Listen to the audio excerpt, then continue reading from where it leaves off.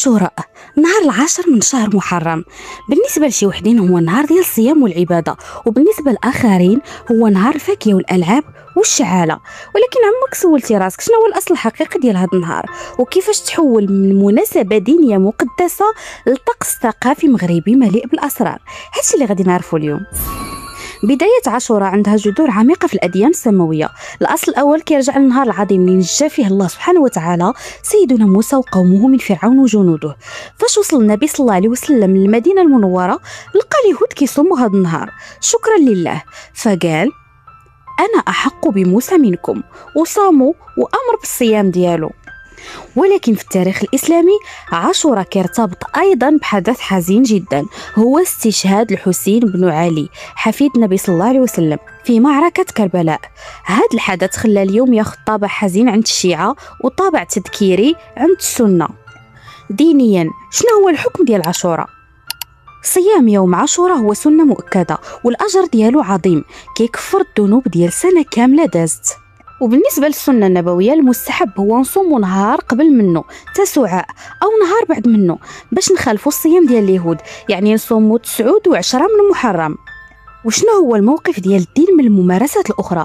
الدين كيرفض تماما أي استغلال لهذا النهار في ممارسات خارجة على الشيعة، بحال المبالغة في الحزن واللطم أو اللجوء لأعمال غريبة للأسف كنشوفوها عند البعض. دابا اجي لتمغربيت، كيفاش كيعيشوا المغاربه عاشوراء؟ في المغرب هذه المناسبه تخلطت فيها العادات الاسلاميه مع التقاليد الامازيغيه والعربيه القديمه، عطاتنا احتفال فريد سميتو عاشور. ما يمكنش تدوز عاشوراء بلا ما تلقى الطبله المغربيه عامره بالفاكهه.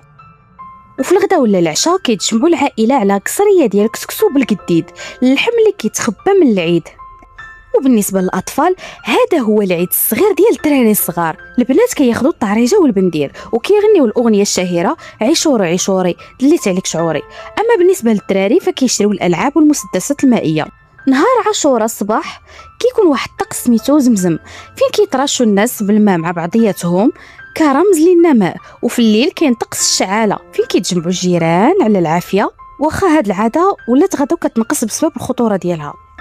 ولكن واش هاد الشعاله والرماد ديال عاشوراء والتحركات اللي كتوقع هاد الليله هي مجرد احتفالات عاديه، ولا للاسف عاشوراء في المخيل الشعبي ارتبطت ايضا بجانب مظلم، جانب السحر الشعوذه والقبول؟ علاش هاد الليله بالضبط كيتجمعوا فيها المشعوذين، وشنو هي الحقيقه وراء الطقوس المرعبه اللي كدار وراء الكواليس؟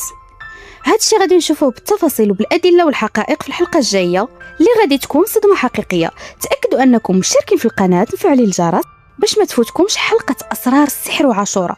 وعاشوركم مبروك بكل ما كتمناو، تبارك الله عليكم.